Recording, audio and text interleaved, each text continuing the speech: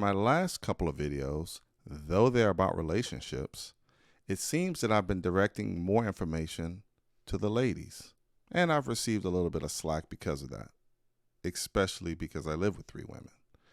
So in this episode, what I'd actually like to do is talk to the fellas.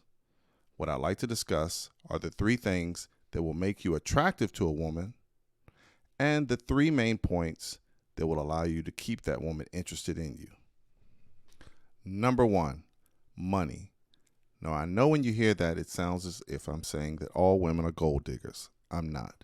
But the fact is this: men's role in life is to provide. You can't provide on good looks. You have to have money. At the end of the day, the first thing a woman will ask in meeting a suitable mate is not how he looks, but more importantly, what does he do for a living? And you could have straight teeth and a 6-pack abs, but if you're a janitor, nothing against janitors, she's probably going to look at you a little different than if you were a brain surgeon. It's not just the money, it's the lifestyle. And I'm sorry, a janitor's lifestyle is probably a little bit different than a brain surgeon's lifestyle. So that's why money is important. Typically, I'll actually recommend that most men not take a woman seriously until they're closer to 30. Why? Because by 30, you're probably set a little bit stable in your career. You probably have some assets such as a nice car, a house, not that a car is an asset, but you're a little bit more stable and easier to provide for someone else in your life. I can't emphasize this enough. Money is important, but not as much the money, it's the lifestyle. Don't chase the women, chase excellence. Then the women will come. Number 2, muscles. Now, I'm not saying that you have to have 6-pack abs or 15-inch biceps, but you do need to be in shape. If you get out of the shower and you can't see your, fellas, that's a problem. And no woman wants someone overweight crawling up on top of them. So, yes, it is important. Now, if you have a lot of number 1, you can disregard number 2. But if you don't, then you need to focus on it. Plus, a healthier person is better. You want to be around, right? And especially when you're young. It's a lot easier to lose the weight when you're young. It's a little bit more challenging when you get up in age. So, number 2, take care of yourself. Look appropriate. Look disciplined. Stay in shape. You'll feel better. You'll look better. Number 2, muscles. Number 3, which is probably the hardest, especially for the younger generation, which is mouth. Or in my day, what we used to call game. And why is it harder for the younger generation? That's why. I recall my daughter's 13th birthday. Boys were on one side of the room, girls were on the other side of the room. I didn't tell them to do that. They were on their phones. Why? Because it's a lot easier to play with that than talk to the other gender. In my day, we didn't have cell phones, so we were forced to talk to the other gender. And of course, anything that you do a lot of, you're going to be good at. And so talking to women became something that was second nature. I know I said in my last video that we are the buyers, and we are, when it comes to relationships. But in the beginning, we are the salesperson. We are the cold callers. We are the initiators. And so at this stage of the game, money, muscles, and obviously mouth are the 3 things that you're going to need to make a woman interested in you. Okay, now that you have her, you have to keep her. These 3 things you have to do all the time, and there's no deviating. From the time you walk down the aisle to the day they put you in the ground, you have to maintain a certain level of these 3 things, period, and there's no deviating.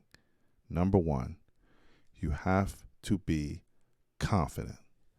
Women love confident men, period. This is why women like bad boys. Oh, you didn't know that? Yeah, that's why they like bad boys. Because typically bad boys are confident. Really, most of them just don't care. And so it comes off as a level of confidence, but it's attractive to women. And so when you got with her, you exerted that, but you got to maintain that. So all the 3 things you did to keep her, you still need to do those things. But at all times, you have to have a level of confidence for her to still look at you like you're the general, for her to still look at you like you're the head quarterback, for her to still look at you like you got this. You got to be confident, fellas. When you need to break down, where you need to cry about something, where shit just gets hard, talk to your friends. Talk to your boys. Don't let her see you weep. Don't let her see you cry. She's going to say, it's okay. I like it when you show your emotional side. And to her girlfriend, she's going to say, can you believe this guy? Talk to the fellas. Talk to me. Keep the confidence at a high level, period. I'd also like to add one thing to that. If you are in a relationship and your woman is disrespectful to you, it's probably because she lacks the confidence she had in you. You have not been showing her the same confidence you did when you guys first got together. And now she's questioning everything. And I know that kind of sucks to say, but it's true. And depending on how long you've allowed this to go on, could show how difficult it might be for you to get it back. But if you don't have the confidence in that person, you are going to be a little disrespectful. I remember a story of Peyton Manning, the great football player, telling a story when he was in high school and they lost a game. And the coach was saying all the things, we dropped the ball, we had too many penalties. And Peyton Manning yelled out, no, we got out-coached. Now, obviously, Archie made him apologize to the coach. But why did he say that? Because he lacked the confidence in that coach. And so he felt like he could be disrespectful in front of the other players. You have to exert this level of confidence, like I said, from the time you walk down the aisle to the time they put you in the ground. And this one right here is the relationship killer. If you don't do this, your relationship will be over faster than 2 bees getting it on. I promise you. It's important. Number 2, you cannot be boring. Period. Boredom will make a woman leave you so fast. And I know, it sucks. What do you have to be, a magician, a DJ? Yeah, all of those things and then some. A woman cannot be bored. You know, a lot of people will say marriages are ending at about a rate of about half. And it's not half, it's about 47%, but still too many. And most women will say, well, it's because men cheat. Actually, that's not number 1. Number 1 is finance. Number 2 is men cheat.